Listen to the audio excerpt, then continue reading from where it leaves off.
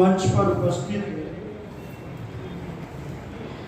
बहुत ही अच्छे विद्वान धर्माचार्य पूज्य आचार्य पंडित सूर्यदेव वेदांशु जी, इस आर्य समाज के बड़े ही यशस्वी प्रधान, इस आर्य समाज के बहुत मजबूत स्तंभ आदरणीय श्री जगदीश प्रसाद आर्य जी, उन्हीं के समीप में बैठे हुए बड़े ही उदार सौम्य आदरणीय श्री राम कुमार रावल वासिया जी, इस आर्य समाज के मंत्री आदरणीय श्री पवन रावल वासिया जी, आदरणीय श्री अहलावत जी, आदरणीय आनंद गर्ग जी,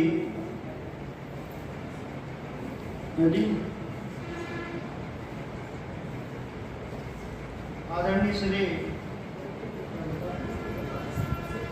बनारसी दास जी मुझे सम्मानित कर रहे हैं, उनका भी धन्यवाद। मेरठ से हमारे बीच में समागत बहुत ही उच्च कोटि के विद्वान पूज्य आचार्य श्री पुनीत शास्त्री जी, भाई सुरेंद्र जी, आर्य समाज के समस्त पदाधिकारीगण, आज मैं सोच रहा हूँ आज अंतिम दिवस है, 4 दिन कैसे व्यतीत हो गए पता नहीं चला। और आज मन में बहुत सारे भजन उठ रहे हैं, पता नहीं कौन कौन से सुनाऊं, कौन कौन से ना सुनाऊं। हाँ, माता जी बोल रही थी, बहुत अच्छी बात है। ये तो बहुत ही अच्छी बात है कि 8 दिन का ये कार्यक्रम होना चाहिए अगली बार, ऐसा माता जी की इच्छा है, बहुत अच्छी इच्छा है। 8 दिन के तो कार्यक्रम चलते भी हैं। तो पूजा के योग्य वंदनीय पूजनीय माताओं बहनों, धर्म प्रेमी बंधुओं, पवित्र आत्माओं, वेद के अंदर एक मंत्र आता है, आपने कई बार सुना है, वयम राष्ट्रे जाग्यामि पुरोहिता, माता भूमि पुत्रो अहम पृथिव्या। और भी बहुत सारे मंत्र हैं, वयम तुभ्यम बलि हृदयस्याम। वेद में राष्ट्र भक्ति का संदेश दिया गया है। वेद के अंदर कहा कि हम धर्म, जाति और राष्ट्र के लिए हमेशा जागृत रहें, संगठित रहें और बलिदान की जो भूमिका है उसमें बढ़ चढ़ करके भाग लेते रहें। वेद कहता है,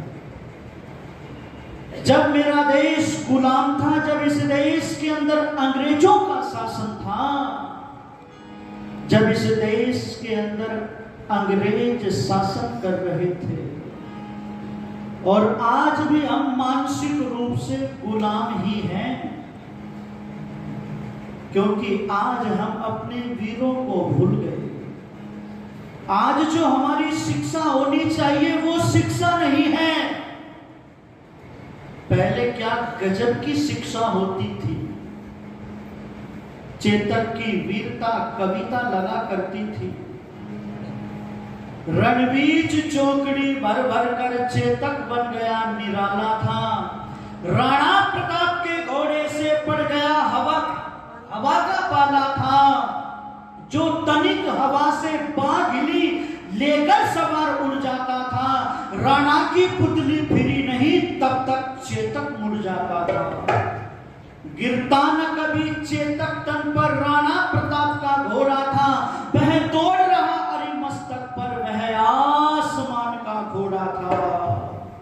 निर्भीग गया वह ढालों में, निर्भीग गया वह ढालों में, सरपट दौड़ा करवालों में, फंस गया शत्रु की चालों में।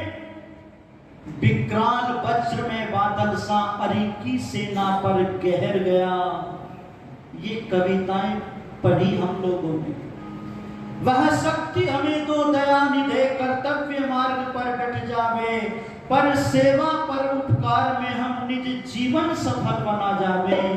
ये इतनी सुंदर सुंदर कविताएं थी जो बच्चों के अंदर देशभक्ति, साहस, निडरता पैदा करती थी। आज इन कविताओं को हम भूल गए, ये सिलेबस में नहीं है। जोनी जोनी यश पापा और बहुत सारी ऐसी कविताएं बच्चे बोल देना तो अभिभावक भूल करके गोलगप्पा हो जाते हैं। जाने कितना बड़ा तीर मार दिया है, कितनी बढ़िया बात याद कर दी। निवेदन करना चाहता हूं, ये कविताएं हमारे जीवन के अंदर राष्ट्रभक्ति पैदा करती थी, और जिसके जीवन के अंदर राष्ट्रभक्ति नहीं है वो जीवन कोई जीवन नहीं है।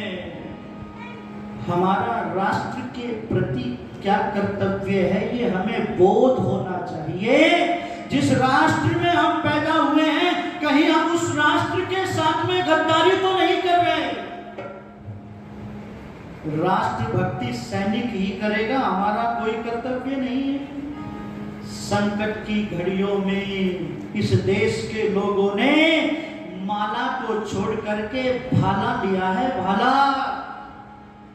ऋषिवर देवदयानंद जी को देख लो, साधना उपासना छोड़ करके राष्ट्रभक्ति का पाठ पढ़ाया उस ऋषि दयानंद जी महाराज ने। मैं कहा करता हूं, क्या ये देश उन्हीं का है जो युद्धों में मर जाते हैं? हरिओम पवार जी की पंक्ति। क्या ये देश उन्हीं का है जो युद्धों में मर जाते हैं, अपना लहू बहाकर टीका सरहद पर कर जाते हैं? अरे ऐसा युद्ध वतन की खातिर सबको लड़ना पड़ता है। संकट की घड़ियों में सबको सैनिक बनना पड़ता है। जो भी कौम वतन की खातिर मिटने को तैयार नहीं, उसकी संतति को आजादी जीने का हकदार नहीं, उसकी संतति को आजादी जीने का हकदार नहीं। किसके कितने लाल सलोने सीमा पर छिन जाते हैं, किसके कितने लाल सलोने सीमा पर छिन जाते हैं। गुरु गोविंद सिंह के बेटे दीवारों में छिन जाते हैं। उद्धम डायर से बदले का दीवाना हो जाता है। मंगल पांडे आजादी का परवाना हो जाता है। वीर हकीकत राय धर्म की खातिर कटते देखे हैं। ऋषि दधीची अपनी हड्डी अर्पण करते देखे हैं, अर्पण करते देखे हैं। घास फूस की रोटी खाकर राणा नहीं लड़े थे क्या? घास फूस की रोटी खाकर राणा नहीं लड़े थे क्या? बंदे बैरागी के तन पर हाथी नहीं चढ़े थे क्या? झांसी की रानी लड़कर राजधानी मिटवा देती है, पल्ला दाए वफादारी में बेटा कटवा देती है, और ये घटना उनको सूरज की लाली में रख देती है। हाड़ी रानी शीश काटकर थाली में रख देती है, हाड़ी रानी शीश काटकर थाली में रख देती है। वीर भोग्य वसुंधरा ये धरती वीरों की है। इस धरती ने जो बलिदान दिए हैं, हरियाणा की भूमि, राजस्थान की भूमि, ये बलिदान देने में पीछे नहीं रही है। हरियाणा नाम चले सारे आम, यो ठावे तबाही उठाइए इस देश की मिट्टी में। इसलिए मैं चर्चा करने लगा हूं कि ऋषिवर देवदयानंद जी महाराज ने कहा था, जब ये देश गुलाम था, उस ऋषि ने कहा था, यते मही स्वराज्य, ये वेद का मंत्र बोल करके कहा कि अपने देश में अपना राजा सर्वोपरि और सर्वोत्तम होता है। ऋषि ने सबसे पहले स्वराज्य शब्द दिया। और कैसे मिली ये आजादी? तो सारस्वत मोहन मनीषी जी की पंक्तियां मैं सुनाता हूं कि इस आजादी को प्राप्त करने के लिए खून की नदी बहाई गई थी। इस आजादी को प्राप्त करने के लिए माता बहनों ने कदम से कदम मिला करके जो है क्रांतिकारियों का साथ दिया था। चाहे राम प्रसाद बिस्मिल की बहन हो, चाहे नेता सुभाष चंद्र बोस की मुंह बोली बहन हो, चाहे दुर्गा भाभी हो, मां विद्यावती हो, ऐसे ऐसे ऐसे नौजवानों की माताएं थी जिनका इतिहास के पन्नों में नाम नहीं है, नाम नहीं है। पर मैं चर्चा करने लगा हूं, एक एक पंक्ति को जरा ध्यान से सुनना, उनको भूल मत जाना, सुनना पंक्तियों को। अरे लाखों दीवानों ने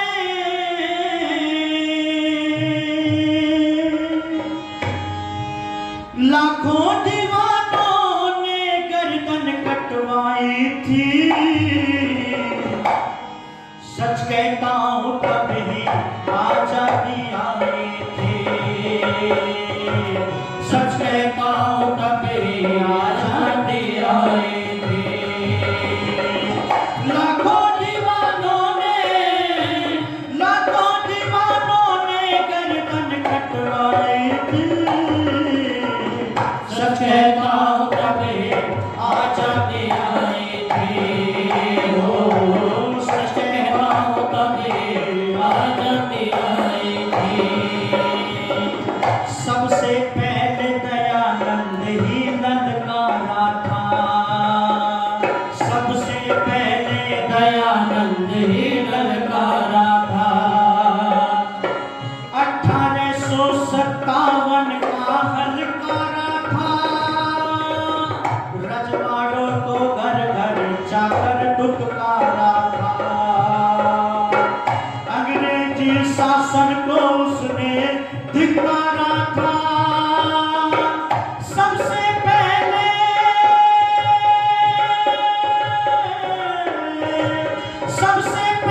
ऋषि ने पावक सुलगाई थी, सच कहता हूं कभी आजादी आई थी, हो सच कहता हूं कभी आजादी आई थी। लाखों दीवानों ने गर्दन कटवाई थी, सच कहता हूं कभी आजादी आई थी, हो सच कहता हूं कभी आजादी आई थी। परवाने प्रज्वलित शिखा को चूम गए थे, परवाने प्रज्वलित शिखा को चूम गए थे। कितने पागल बिना पिए ही झूम गए थे। भगत सिंह की भक्त बिना ये हवन ना होता, भगत सिंह के भक्त बिना ये हवन ना होता। आशाओं की लाशें होती कफन ना होता, सिसकी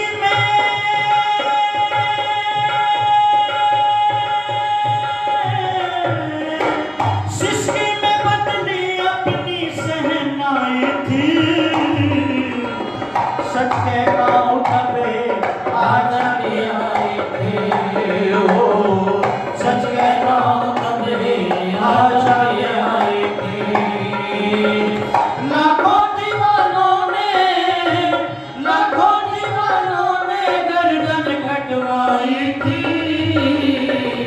सच कहता हूं कभी आजादी आई थी, हो सच कहता हूं कभी आजादी आई थी। लाला जी का लाठी खाना कब भूला है, लाला जी का लाठी खाना कब भूला है। गर्म लहू पी कर ये चमन फला फूला है, श्रद्धानंद का छाती तान खड़े हो जाना, श्रद्धानंद का छाती तान खड़े हो जाना। याद सभी को है वो दृश्य बड़ा सुहाना, गोरों की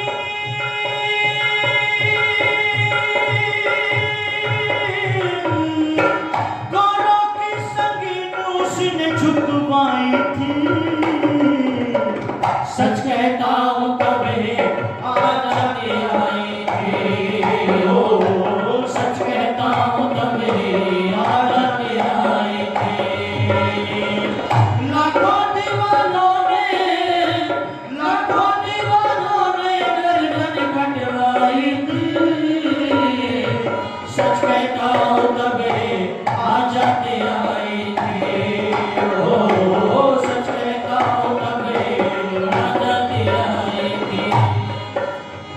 मत समझो आ जाते गांधी ही लाया था।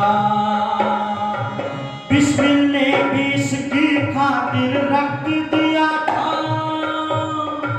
बंगाली बाबू का भी बलिदान नकम है। कितने असफाकों ने इसमें वक्त दिया था। कली कली कली कली निर्दय माली पर गुर्राई थी। सच कहता हूँ तबे आजादी आई थी। हो सच कहता हूँ तबे आजादी आई थी। लाखों दीवानों ने गर्दन कटवाई थी। सच कहता हूँ तबे आजादी आई थी। हो सच कहता हूँ तबे आजादी आई थी। पढ़ पढ़ कर सत्यार्थ प्रकाश सभी नाचे थे। खुश होकर मृत्यु पत्र खुद ही बाचे थे। श्याम कृष्ण वर्मा सावरकर भी क्या कम थे। दुर्गा भाभी शेखर के क्या गजब कदम थे। श्याम कृष्ण वर्मा सावरकर भी क्या कम थे। दुर्गा भाभी शेखर के क्या गजब कदम थे।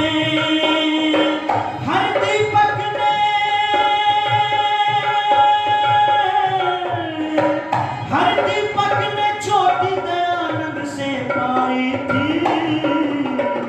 सच कहता हूँ तबे आजादी आई थी।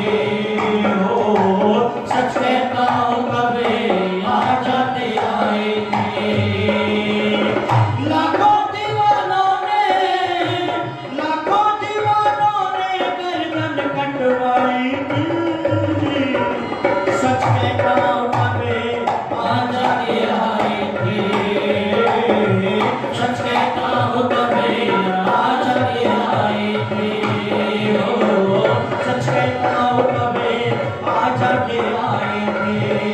हो सच कहता हूँ तबे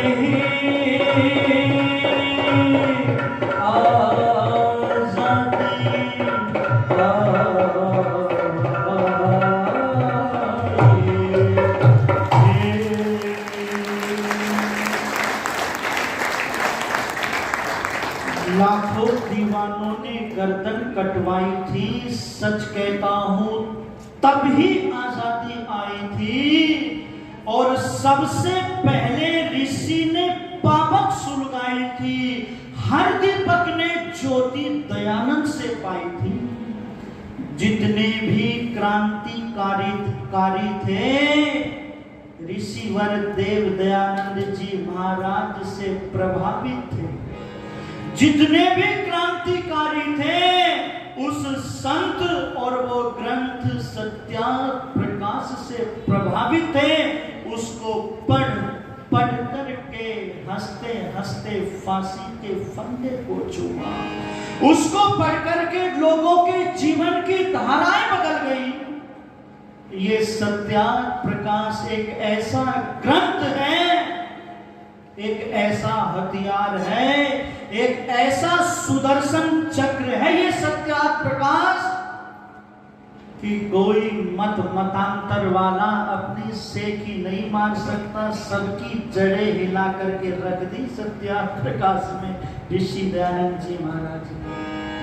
और मैं तो चर्चा करने लगा हूं कि उस ऋषि के व्यक्तित्व को देख करके, उसके प्रवचनों को सुन करके बहुत सारे लोग जो है राष्ट्र की बलि वेदी पर उन्होंने अपने जीवन को आहूत कर दिया। सरदार अर्जुन सिंह जब ऋषि दयानंद जी को सुनते हैं, देखते हैं तो मोहित हो जाते हैं। उनका यज्ञोपवीत संस्कार कराते हुए कहते हैं, सरदार अपने देश में अपना राजा ही अच्छा होता है, अगर ये विदेशी राजा माता पिता के तुल्य भी कर व्यवहार करे तो भी त्याज्य है, ठीक नहीं है। सरदार अर्जुन सिंह और उसी के घर में जब सरदार भगत सिंह का जन्म होता है, 4 पीढ़ियां इस राष्ट्र की बलिवेदी पर आहूत हो गई। सरदार भगत सिंह की बहुत बड़े जमींदार थे, ऐसो आराम के सारे ठाठ थे, था सोना उगलती थी, जमींदार थे, कई हजार दे करके जमानत करवाई सरदार भगत सिंह की। ये आजादी जब आप पढ़ोगे ना इसका इतिहास, आंखों से आंसू टप टप टप होकर के गिरने लगेंगे। मुझे याद आती है घटना, सरदार भगत सिंह जेल के सलाखों के पीछे बैठा हुआ है और जेल की सलाखों में बैठ करके वो व्यक्ति स्वाध्याय करता है। स्वाध्याय बहुत गजब प्रतिभा का धनी था सरदार भगत सिंह। फांसी के दिन नजदीक आ गए, अपनी मां की याद आ गई और मां ही होती है, बूढ़े को भी दुख में मां ही याद आती है। मां, मैंने पंक्तियां गुनगुनाई थी, मां नहीं थी, द्वार थी, किवाड़ थी, चूल्हा थी, आग थी, नदी की धार थी, धार। सरदार भगत सिंह की मां बड़ी विदुषी मां थी। बादाम घोट घोट करके पिलाए भगत सिंह को, बादाम घोट करके। मां को पत्र लिखता है और कहता है कि मां तेरे लाडले को फांसी की सजा हो गई, मां एक बार मिलने नहीं आओगी। मां के पास में पत्र पहुंच गया है। मां विद्यावती अपने बेटे से मिलना चाहती है, जाना चाहती है, वो भी बड़ी व्याकुल थी। उसको याद आया जेल के अंदर रसगुल्ले कौन देता होगा मेरे बेटे को। क्रांतिकारियों ने तो नंगे बदन पर कोड़े खाए हैं, क्रांतिकारियों ने तो राख मिली रोटियां खा करके, अन्न सन कर करके, भूखे रह करके फांसी के फंदे को चूमा। किन किन क्रांतिकारियों को की घटना मैं यहां पर प्रेषित करूं आपको। मां विद्यावती अपने बेटे के लिए रसगुल्ले बना रही है और रसगुल्ले लेकर के गई, रसगुल्ले देती है, चरण स्पर्श करता है, रसगुल्ले खाता खाता अपनी मां की ओर देखता है। मां से कहता है, मां तू मेरी शादी कराना चाहती थी, तू चाहती थी तेरे घर में दुल्हन आए, तो मां मैंने शादी कर ली। मां ने भी भगत सिंह की ओर देख करके कहा, बेटा तूने शादी कर ली, अपनी मां को नहीं बताया, वो दुल्हन कहां पर है पता, उस दुल्हन को मैं सराखों पर बैठा करके रखूंगी। यहां एक बात और मैं कहना चाहता हूं, मैं याद करना चाहता हूं, याद दिलाना चाहता हूं कारगिल के उस युद्ध को, पुलवामा के उस हमले को, जिस हमले में नई नवेली दुल्हन को छोड़ करके कारगिल पर शहीद हो गए मेरे देश के नौजवान। चंद पंक्तियां उनको याद करता हुआ आगे बात रखूंगा आपसे।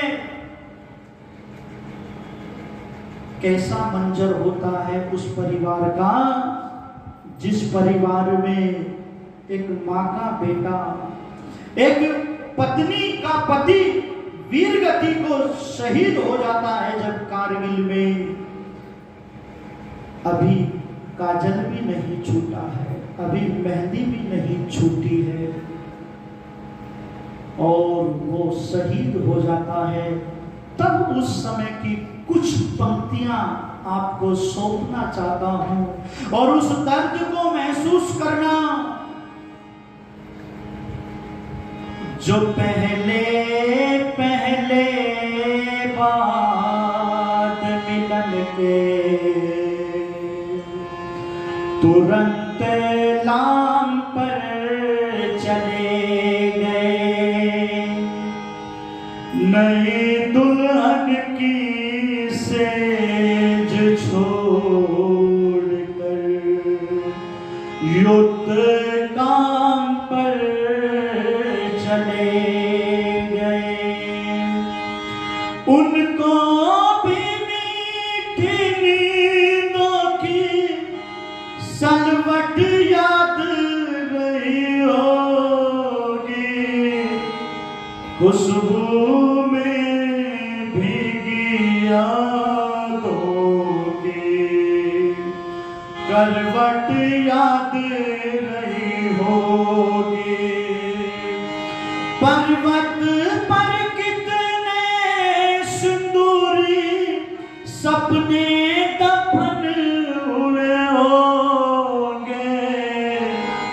वेश बसंतों के मधुमासी सावन हवन हुए होंगे।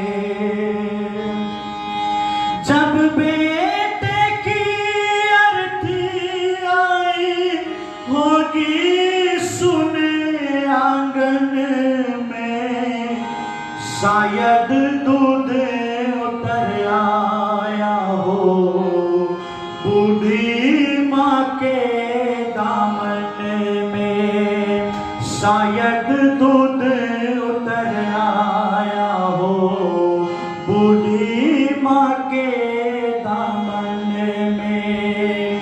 गीली मेहंदी रोई होगी छुपके घर के कोने में। ताजा काजल छोटा होगा चुपके चुपके रोने में। उन आंखों की दो बूंदों से, उन आंखों की दो बूंदों से सातों सागर हारे हैं।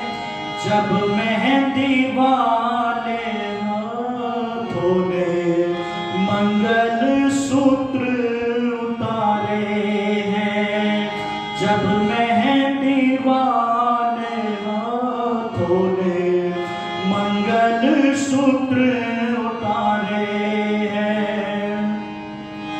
वो औरत पूरी पृथ्वी का बोझा सर ले सकती है, जो अपने पति की अर्थ को खुद कांधा दे सकते हैं।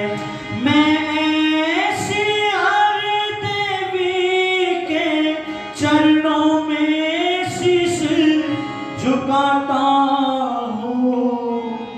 इसलिए मैं कविता को हथियार बना कर गाता हूँ।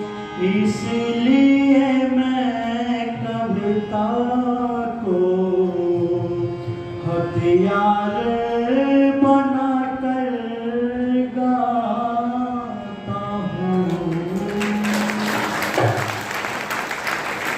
मैं निवेदन करने लगा हूँ। सरदार भगत सिंह कहता है कि माँ वो दुल्हन तो आएगी और वो दुल्हन कफन की चुनरी ओढ़ करके आएगी। जब वो दुल्हन आए तो तेरी आंख से एक आंसू भी बह करके नहीं आना चाहिए। उस दिन घर घर गीतों का बुलावा दे करके उसके सम्मान में गीतों का आयोजन करना। मां विद्यावती ने कहा बेटा ये काम बड़ा बड़ा कठिन है, पर तेरी इस अंतिम इच्छा को पूरी करेगी ये तेरी मां नहीं रहूंगी। घर प्रेमी बंधुओं चर्चा समय मांगती है और 2-4 मिनट शेष पड़े हुए। बहुत सारी बातें आपसे मुझे निवेदन करना था। समय की परिधि में रहना पड़ेगा। इधर सरदार भगत सिंह, राजगुरु सुखदेव एक दूसरे से गले मिलते हुए देशभक्ति के गीत गाते हुए फांसी के फंदे को चूम लेते हैं। और जब मां को पता चला कि बेटे ने फांसी के फंदे को चूम लिया, घर घर गीतों का बुलावा दे रही है और बहनों से कहती है, बहनों आओ आओ, आज मेरे घर में गीतों का आयोजन है, गीत गवाना। बहनें आ गई और पूछ लिया, विद्यावती किस खुशी में गीत गाने हैं? तो ये चंद पंक्ति सुन लीजिएगा, फिर वाणी को विराम दूंगा।